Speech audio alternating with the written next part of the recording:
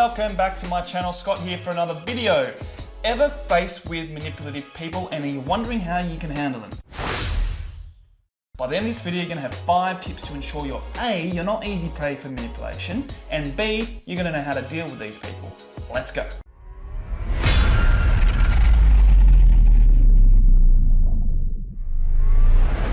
Okay, the first tip is to choose whether you need to be around them. Like a lot of the people I discuss who display these types of behaviors, we have a choice, don't we? So whether it's friend or partner, cut them off.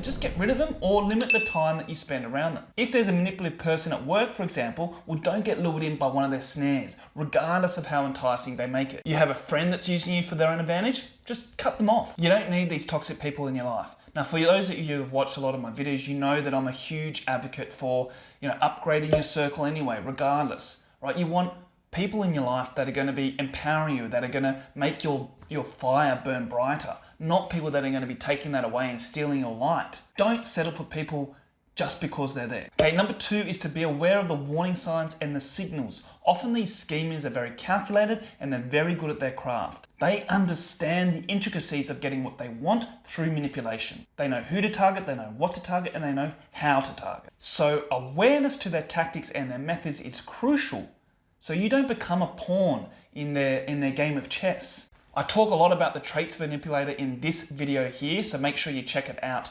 after this. I'll link it in the description below for you. Number 3 is to stay confident in yourself. Build that self-esteem. Work hard on creating good habits and eliminating other habits. Don't let other people's opinions dictate your decisions. Build your own opinions. Build good judgment. A manipulator likes to prey on the weak and use that to their advantage. For example, you lack confidence with girls and they know this, so they'll use you to get closer to someone else, or they'll use you for your money or for other things. They know that you want girls, but they also know that you lack confidence and they're going to use that against you. So what you need to do is identify what your ideal world is like in all areas. Okay, so let's just say it is to find a new partner and you've identified that the roadblock is that you can't talk to girls confidently.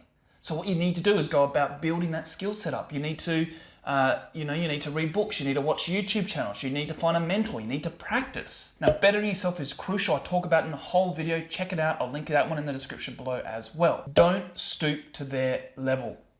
Number 4. Don't start playing their games and reduce yourself to the same tactics. This only makes things worse, and often the manipulation just gets thicker and it creates more webs and it never ends well. This can happen in relationships, this can happen in family environments, this can happen in the workplace. Okay, so let's just say you're faced with a manipulator in the workplace, right? They're bad-mouthing you, they're putting you down so they can make themselves look better for career advancement. They target your weaknesses, they'll highlight things showing your low performance, or they might say twist your words in a meeting, right?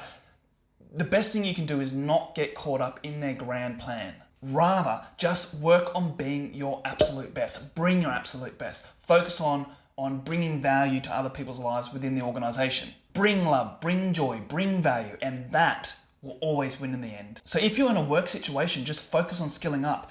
Build those relationships, build important relationships with key stakeholders, and just work on your development plan with the key decision makers. Number 5 is to have solid situational responses and actions. If, for example, they're pressuring you into a decision through an ultimatum or a deadline decision, stand firm, right? You work on your clock. So say things like, let me think about it, or leave it with me, or let me take that on board and I'll get back to you. And if they're coming to you scheming or bitching about someone else, do not partake, because you know the only reason why they're doing that is to get you on side. Or they're worse, they're going to take what you said and go to other people and say that you were bitching about X, Y, and Z.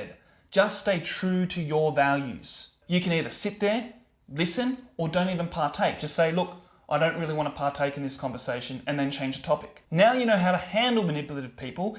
If you haven't already, make sure you check out the video before this, which was on manipulative traits, because then you're going to know how to both identify them and how to handle them.